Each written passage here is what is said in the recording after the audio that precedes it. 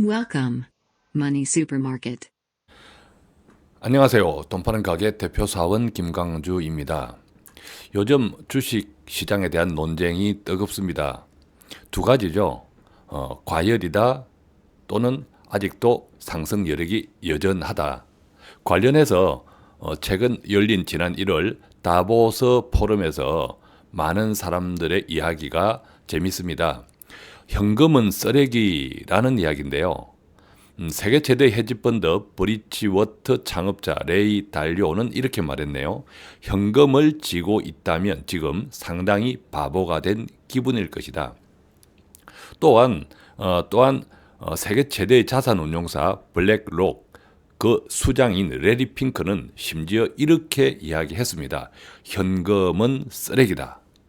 자, 그렇다면 심지어 현금을 쥐고 있는 사람을 바보, 또 현금은 쓰레기라고 표현한 이 사람들은 지금 정시가 과열되었다, 지금은 투자하면 위험하다라는 다른 사람들의 목소리와 어떻게 다를까요? 그리고 우리는 정말 지금 투자를 더 열심히 해야 할까요? 아니면 투자를 접어야 할까요? 그 이야기를 함께 나누어 보겠습니다.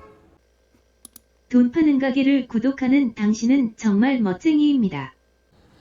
자, 현금은 쓰레기다. 여러분들은 어떻게 생각하세요? 현금을 쥐고 있다면 상당히 바보가 된 기분? 현금은 쓰레기다.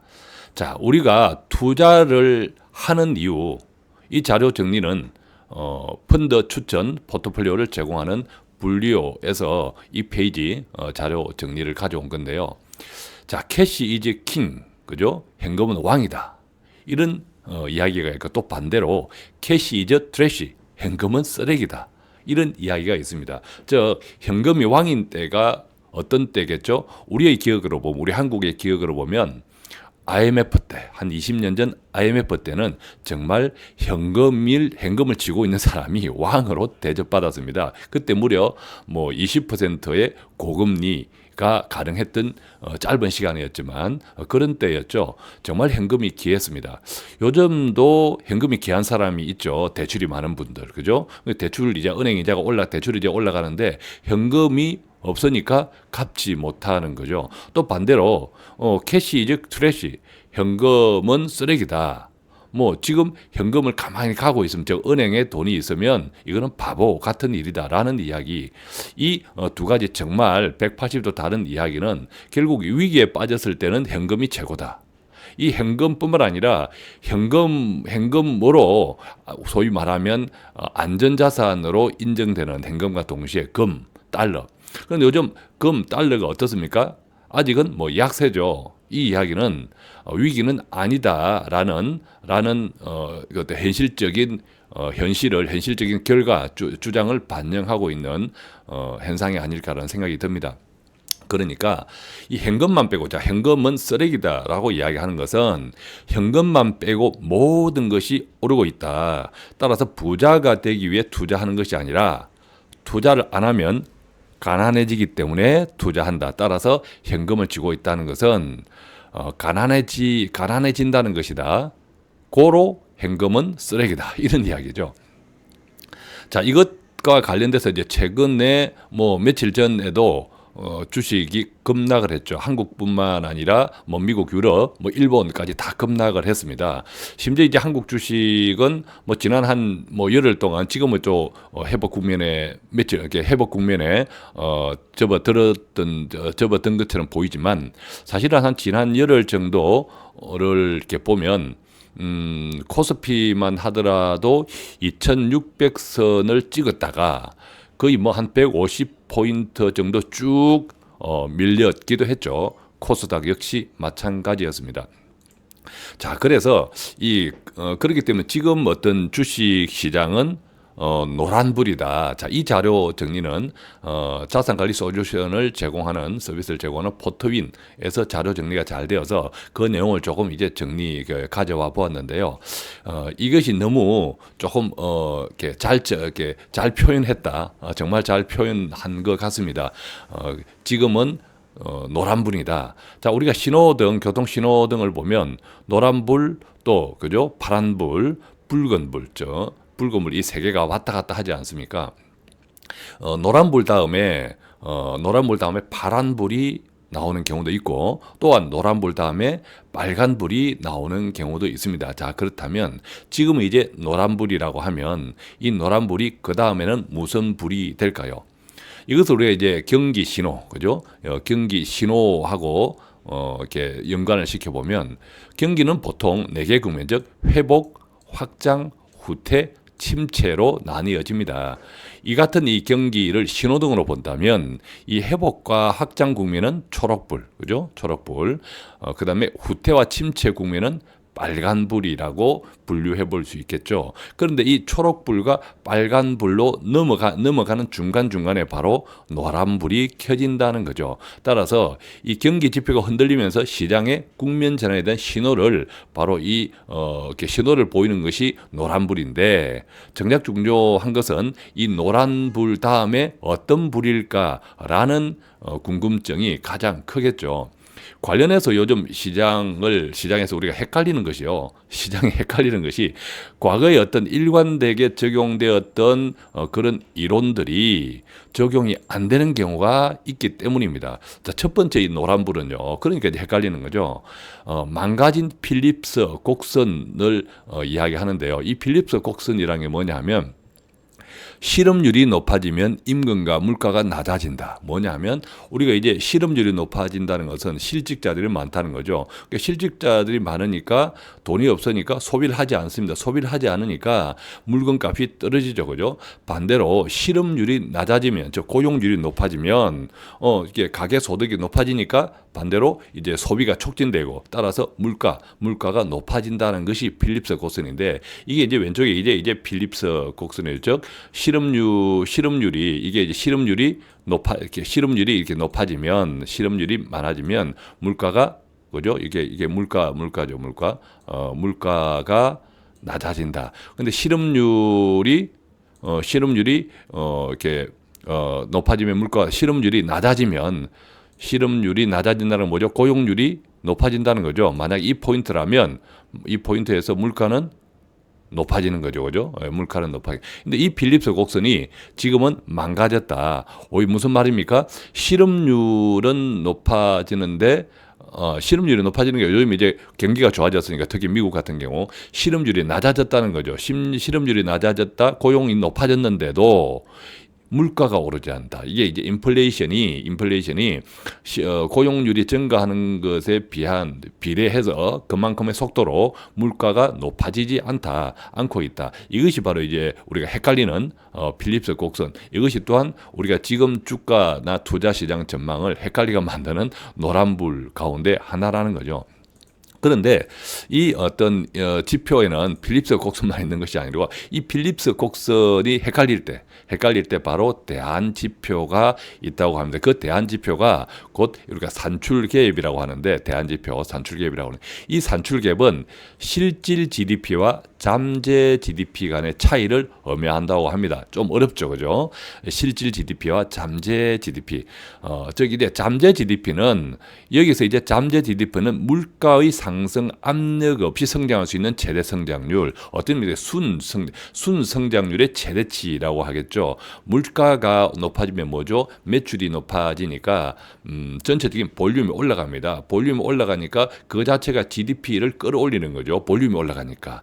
전체 총액이 올라가니까. 그런데 이 물가를 제외하고 나면 순전한 잠재 GDP가 있겠죠. 이 순수한 잠재 GDP의 최대 성장률을 바로 잠재 GDP라 하는데 이 잠재 GDP와 실질 GDP, 즉 시장에 나타난 결과 실질 GDP와의 차이가 바로 산출갭이라고 합니다.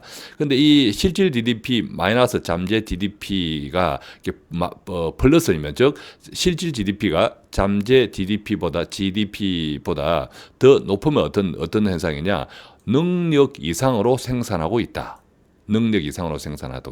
즉 물가나 임금 상승 압력이 작용해서 이 실질 GDP가 잠재 GDP보다 더 높으면, 즉 플러스면 실제 그 나라의 경제 경제의 능력보다 더 많이 과잉 생산하고 있다는 뜻이고, 반대로 마이너스, 즉 실질 GDP보다 잠재 GDP가 더 높으면, 마이너스면, 이게 산출갭이 마이너스면 유휴 설비나 노동력이 존재하기 때문에 임금이나 물가, 금리를 자극할 정도는 안 된다고 해석한답니다.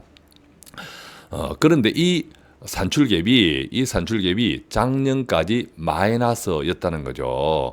이 이제 오른쪽 그림에 보시면 이 산출갭이 이렇게 계속 이렇게 2008년, 2009년, 우리가 2007년, 2008년은 뭐 10년 전에 잘 아시죠? 글로벌 금융위기. 완전 그래서 산출갭이 마이너스로 급전직하했죠.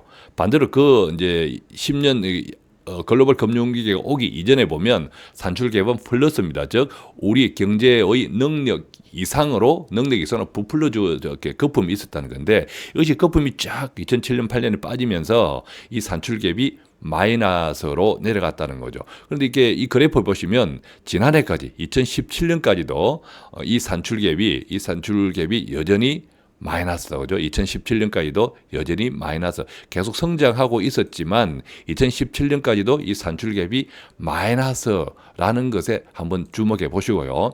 그런데 이 산출갭이 작년까지 마이너스였는데 드디어 올해 플러스로 전환이 되었다. 올해 플러스로 이 의미는요. 자, 조금 전에 이제 산출갭이 지난 10년 전 금융위기 때 급전직하해서 마이너스 엄지에서 계속 놀다가 경제가 점점 회복되면서, 그럼에도 불구하고 지난해까지는 마이너스였는데 드디어 올해, 그죠? 올해 들어서 이제 플러스로 전환이 되고 있다는 겁니다. 자, 금융위기 이후 결과적으로 정리하면 마이너스 영역에서 개선되는 과정을 경기 회복이라고 하면, 이 플러스로 진입하는 금년부터는 경기 확장 국면이라고 할 수 있다는 거죠. 따라서 이 경기 확장 국면에서는 더 이상 물가나 임금 인상 없는 공짜 성장이 불가능하다. 성장을 하려면 더 많은 노동력, 또 많은 시간의 노동이 필요하기 때문에 당연히 물가, 원자재도 많이 필요하겠죠. 물가나 임금 인상이 수반될 수밖에 없다는 거죠. 자, 지금까지는 경제는 성장, 경기는 특히 미국을 우리가 주목해서 기준으로 한번 보십시오. 생각해 보면 경제는 성장, 경기는 좋아지는데 물가가 오르지 않아. 물가가 그만큼 따라 오르지 않아. 오르지 않는 속에서 물가가 오르지 않는다는 것은 기업 입장에서 매출액이 그만큼 증가하지 않는다는 것을 뜻합니다. 한 상품을 팔 때 조금 더 비싸게 팔면 더 매출이 많아지잖아요.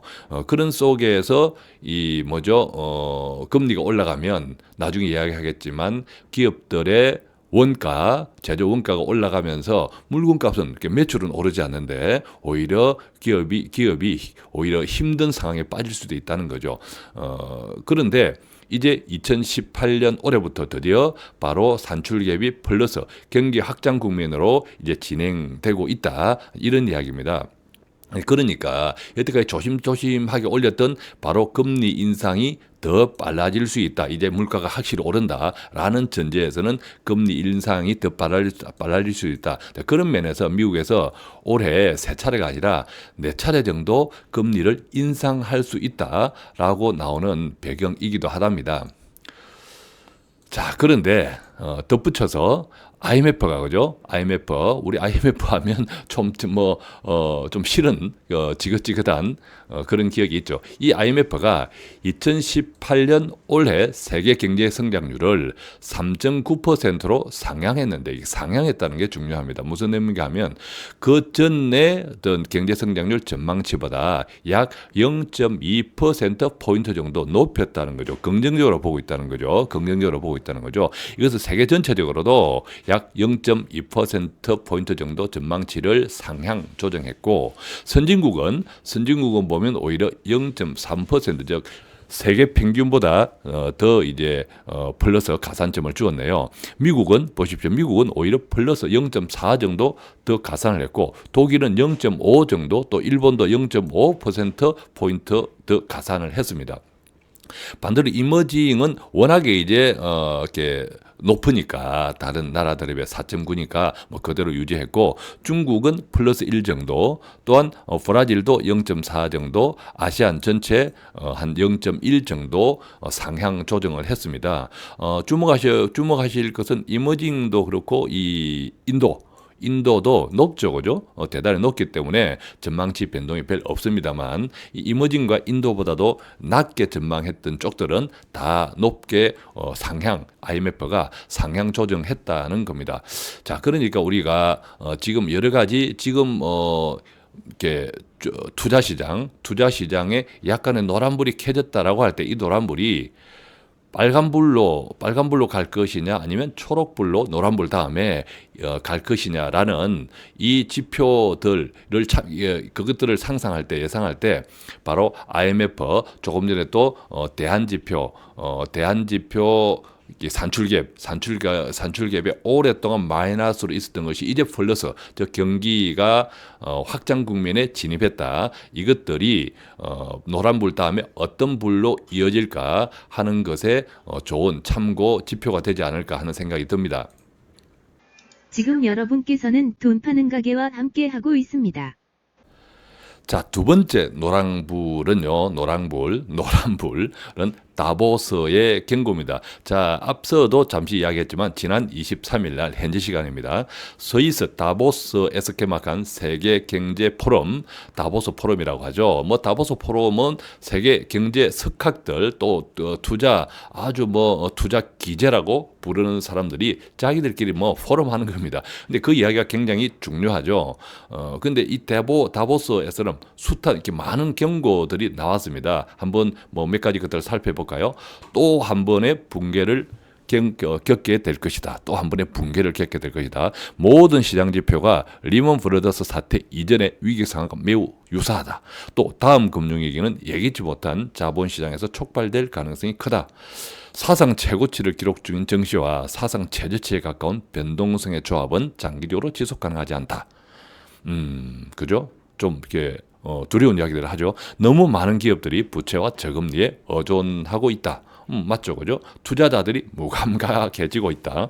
다음 조정은, 이거 무섭네요. 다음 조정은 파괴적인 형태로 나타날 것이라는 이런 무시무시한 이야기들을 쏟아냈습니다.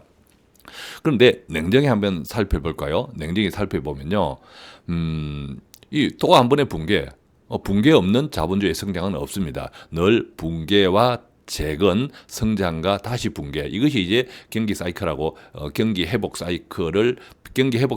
사이클을 통해서 경제는 추세적으로 성장한다. 늘 제가 말씀드렸지만 붕괴 있습니다. 다만 그 붕괴가 언제일지 알 수 없다는 거죠. 또 이런 붕괴들은 과거의 붕괴보다 항상 크게 붕괴합니다. 보면. 왜냐하면 우리가 이제 이렇게 높이 쌓았잖아요. 높이 쌓았기 때문에 무너질 때는 또 과거보다는 더 크게 무너질 수 있는 거죠. 그 폭 자체가, 그죠? 그런데 또 과거 저점 이하로 무너질까? 또 이게 대체로 추세적으로 보면 그것은 아닌 듯해요. 즉 추세는 상단도 계속 성장하지만 폭락했을 때 하단도 같이 성장하기 때문이죠. 자, 그래서 어떤 의미에서 이 다보스의 이런 경고들은 당연한 이야기이기도 합니다. 그죠? 당연한 이야기. 또 특히 이 다보스의 경고들의 근간을 이루는 것이 바로 뭐죠? 금리 인상이거든요. 이렇게 금리 인상 측면에서 보면 실제로 금리 오르세는 가파릅니다. 가파른데 몇 가지 살펴보면 미국, 한국 그리고 독일 등 10년물 금리가 2014년, 2015년 이후에 가장 높은 수준입니다.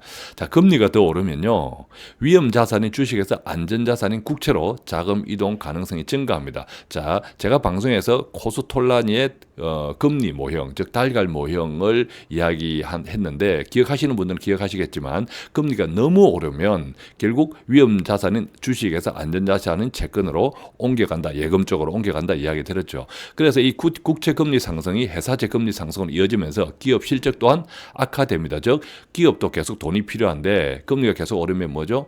금리 돈을 조달하는 비용이 기업이 올라가면서 아무래도 비용 부담이 생겨서 기업 실적에 많이 팔아도 그 비용 자본 조달 비용이 높아지면서 오히려 악화될 수가 있다는 거죠.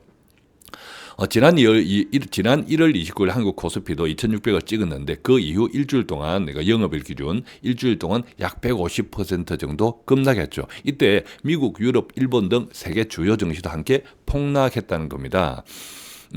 그러니까 이제 미국 10년 국채 금리가 이 폭락의 전조가 되었던 것은 국채 금리가 2.7%를 돌파하자 너무 빨리 올랐던 거죠. 2.7%를 돌파하자 기업 조달 비용 증가를 걱정한 주식시장이 바로 반응을 냈다는 이야기입니다. 그런데 금리 인상은 반드시 주가 하락은 아닙니다. 실제로 이게 왼쪽에 그래프가 나오지만 왼쪽 그래프 가운데서 약간 이렇게 이제 그림자로 이렇게 지어진 부분이 이때가 금리 인상 또는 금리 인하 시기였습니다. 금리 인상 또는 금리 인하 시기는 예를 들면 제 오른쪽에 지금 우리가 금리를 계속 이제 올리는 거죠. 올리는데 또 뭡니까? 바로 이게 제가 동그라미 쳤던 것은 미국의 S&P 500 지수가 지금 급하게 올라가고 있습니다. 자, 아랫단에 이것이 이제 금리입니다. 금리가 이렇게 오르고 있는 이 속에서 미국 S&P 500 지수는 더 크게 지금 상승하고 있습니다. 이 이후를 이제 걱정하는 거죠. 이 금리가 이렇게 계속 이게 다시 한번 지우고 다시 보면요. 이 금리가 이 이상으로 계속 이제 오를 때 과연 이 주가가 이렇게 계속 이렇게 오를 것인가 아니면 이렇게 꺾일 것인가, 꺾이는 것도 폭락으로 꺾일 것인가. 이 점이 바로 우리가 노란불이다.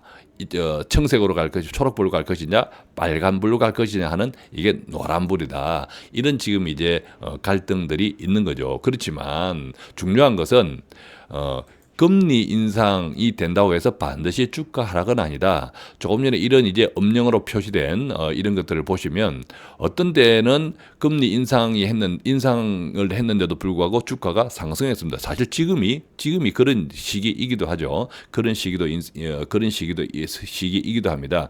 또 이제 금리 인상 시기에 오히려 주가가 하락했던 이런 때도 있고 또 지금처럼 금리 인상이 오히려 주가를 끌어올렸던 이런 시기도 있습니다. 즉 결국 이 금리 인상은 좋은 경우, 나쁜 경우가 있는데 대체로 보면 금리 인상이 너무 과도해지면 그것이 이제 기업들에 영향을 주면서 기업 실적 악화로 이어지면서 나중에는 주가에도 나쁜 영향을 끼치죠.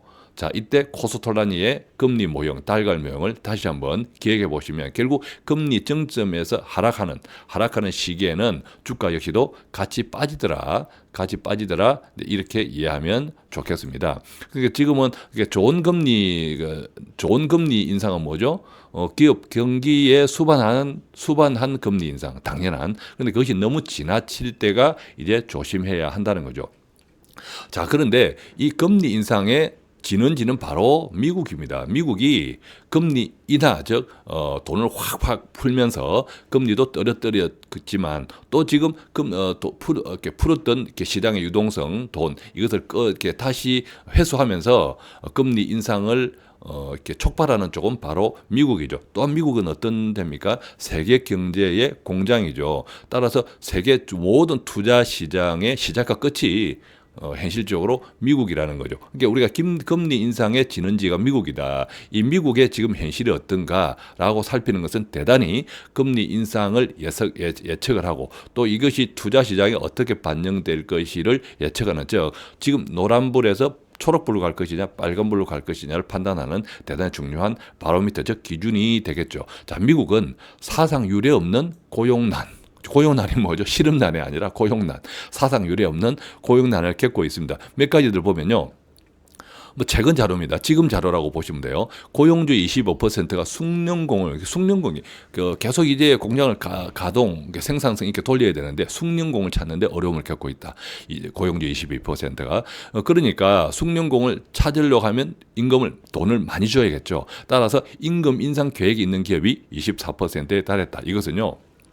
임금 인상 계획이 있다는 이것은 이 임금을 인상은 이미 임금을 인상한 기업은 30% 31%라고 하는데 이것은 2000년 12월 이후 가장 많답니다. 그러니까 지금 2018년이니까 지난 18년 동안 가장 지금 임금 인상을 많이 했다는 거죠. 미국이 그 정도로 사상 유례 없는 호황을 미국은 누리고 있습니다.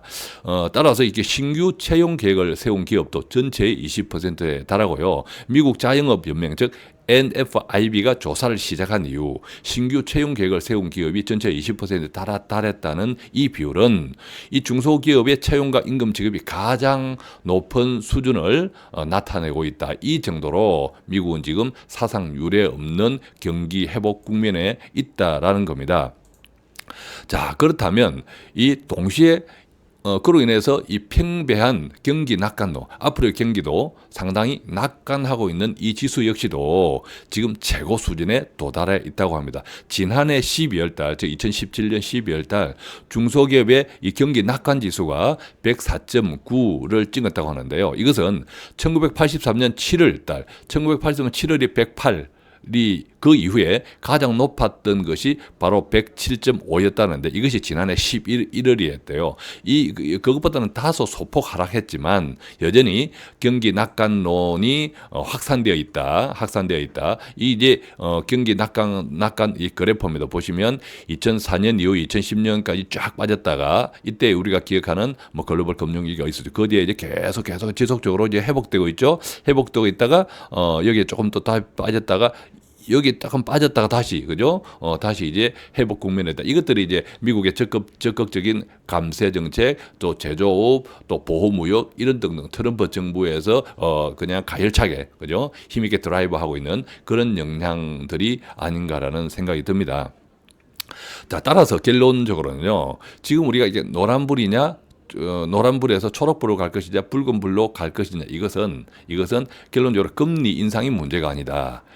문제는 금리 인상이 아니라 뭐죠? 바로 속도라는 거죠. 지금 이제 금리 인상은 당연한 거다. 또 이 금리 인상은 오히려 좋은 지금 나쁜 금리 인상이 아니라 경기가 좋기 때문에 어쩔 수 없이 당연히 따라붙는 자연적인 현상인데 따라서 금리 인상 자체가 문제가 아니라 바로 속도가 문제라는 거죠. 자, 이 표는 제가 그제로도 한번 이 표 미국의 기준금리 변화 추이를 우리가 코타는 이 달걀 이야기하면서 끄집어내 보여드렸지만 자, 지금 현재 미국의 기준금리는 뭐죠? 1.25에서 1.5입니다. 그죠? 1.5. 우리나라도 1.5잖아요.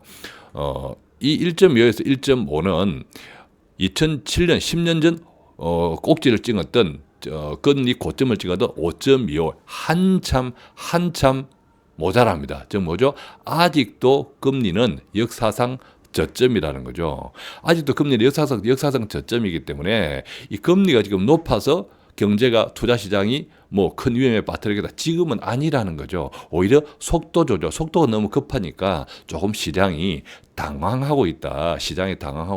본질이 아니라는 이야기입니다. 시장이 당황하고 있네라고 이야기한다면 따라서 지금 뭐죠?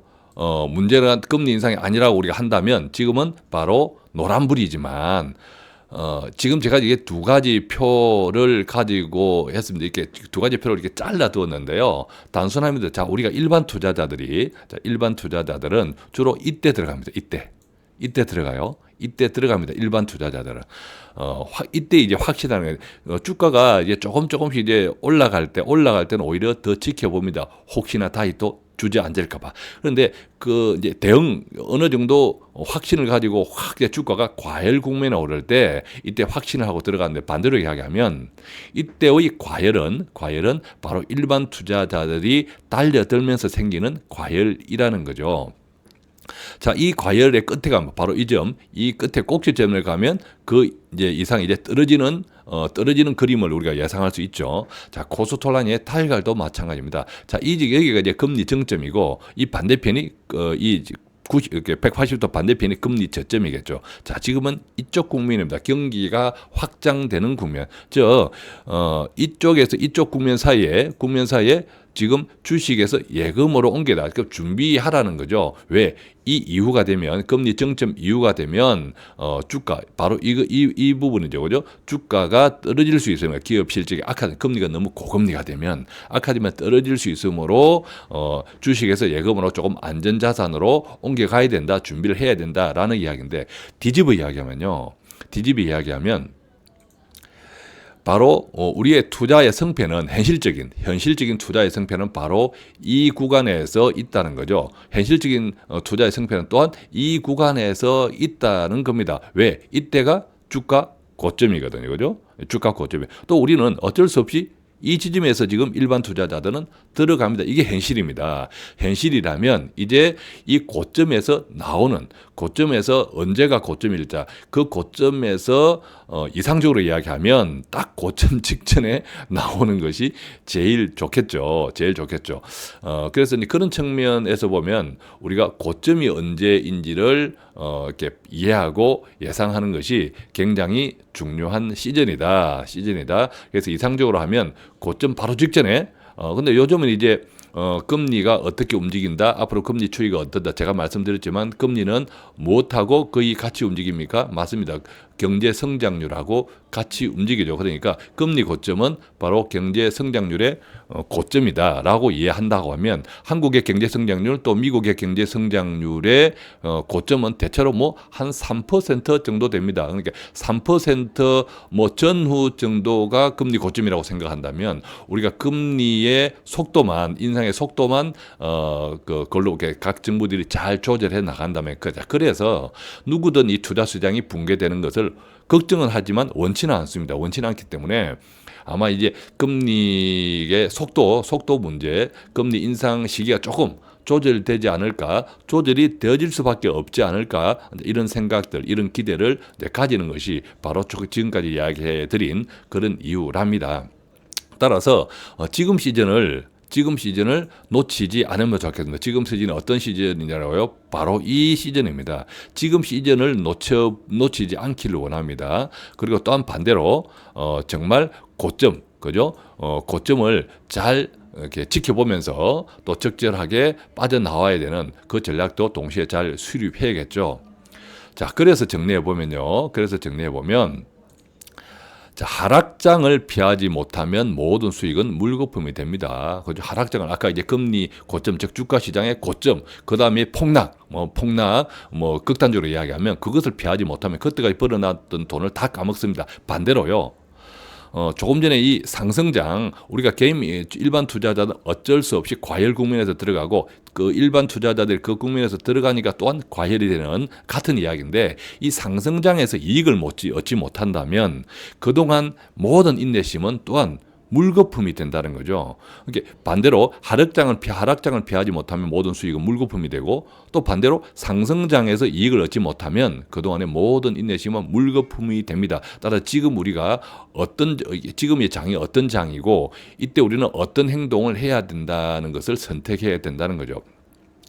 앞서 이야기했지만 레이 달리오, 즉 세계 최대 헤지펀드 브리치워터 창업자이기도 한 이 레이 달리오는 이렇게 이야기했네요. 금리가 단 1%만 올라도 상당히 큰 폭의 손실이 발생한다. 더 중요한 것은 바로 그 다음 이야기입니다. 그러나 그 충격이 시장에 도달하기까지는 아직 18개월 정도가 남았다. 1년 6개월 정도가 남았다는 이야기입니다. 그래서 제가 2018년 올 한 해는 정말 오히려 성장, 경기 확장 국면에서 주식에 오히려 강하게 배팅해야 된다. 이런 이야기를 하는 거죠. 또 제르미 그랜덤 이 사람은요.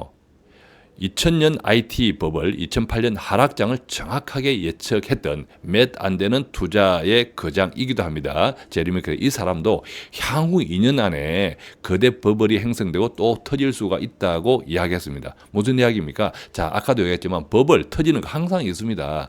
없을 수가 없는 거죠. 늘 자본주의는 터졌다가 재건됐다가 회복됐다가 다시 성장하고 이런 이 역사거든요. 앞으로 거대 버블이 형성되고 터질 수 있다. 이 말은요, 사실은 투자의 거장도 아닌, 투자에 대해서는 전혀 일천한 저도 할 수 있는 말이죠. 왜? 항상 자본주의는 그럴 수밖에 없으니까. 그럴 수밖에. 단지 이제 주목해야 될 것은 그 충격이 시장에 도달하기까지 아직 18개월 정도가 남았다. 그리고 향후 2년 안에, 그죠? 향후 2년 안에 이런 이제 타이밍을 잘 예측하는 것이, 이해하는 것이 참 중요하겠죠. 자, 그래서 우리가 이것들을 이제 투자 시장에 어떻게 실제로 적용해 볼까? 보통 이렇게 이제 금리와 경기 회복 이 사이클을 가지고 이렇게 스타일 구명, 4분위 스타일 구명 이렇게 만드는데 뭐 이렇게가 있다고 보면 지금 이제 냉정하게 보면 정확하게 보면 뭐죠? 자, 경기가 회복되는 국면에 금리가 상승되는 국면이니까 이때는 경기 민감주, 에너지 소재 산업 자동차, 은행에 관심을 가지는 게 좋다라고 하는데요. 자, 이것이 기준이고요. 동시에 지금의 시장은 방어 가치, 또 어떤 이 금리 상승이 너무 이제 급하게 오르면 여러 가지로 또 주식시장에 경제에 악영향을 미칠 수 있으니까 방어 가치 이쪽에도 좀 관심을 가져야 되고, 여전히 또 이 경기 회복되면서 지금 오히려 금리가 하락되는, 지금 물론 하락 국면인데도 아니도 불구하고 이렇게 민감 성장, 그죠? IT 쪽, 그죠? IT 그다음 헬스케어 이런 쪽도 같이 관심을 가져야 되는 좀 이제 복잡다단한 시즌이에요. 그래서 제 생각에는 이제 가장 교과서적인 금리 상승과 경기 회복 이쪽에 조금 이렇게 기본적인 중심축을 두면서 이쪽을 조금 이제 적절하게 포트폴리오 분배를 통해서 전체적으로는 순환매 양상을 띠는 이 지금 투자 시장에서 때로는 내 것이 오르지 않아도 뭐 성급하게 두려워하고 뭐 내던지기보다는 조금 기다리는 그런 지혜가 필요한 시즌이 아닌가 생각합니다. 자, 어떻습니까, 여러분? 현금은 쓰레기다. 현금은 왕이다. 지금 여러분이 어떤 판단을 하실지는 각각의 각 여러분들의 선택의 문제지만 그 선택이 오늘 쭉 나눈 이야기를 참고해서 여러분들의 실질적인 이익으로 연결되는 결과 선택이면 좋겠습니다. 자, 오늘 또 여러 이야기를 같이 나누었습니다. 어떻습니까? 좀 도움이 되셨나요? 돈 되는 정보가 매일매일 돈 파는 가게는요, 매일매일 하기가 열심히 무언가를 준비합니다. 도움이 되면 좋겠고요. 이 방송 들으시고 혹시 궁금한 내용이나 기타 도움받기 원하시는 분들 계시면요, 전화 02-536-0153 또는 카카오톡 돈 파는 가게 플러스 친구의 채팅으로 궁금증을 1:1 채팅으로 또 문의하실 수 있습니다. 고맙습니다.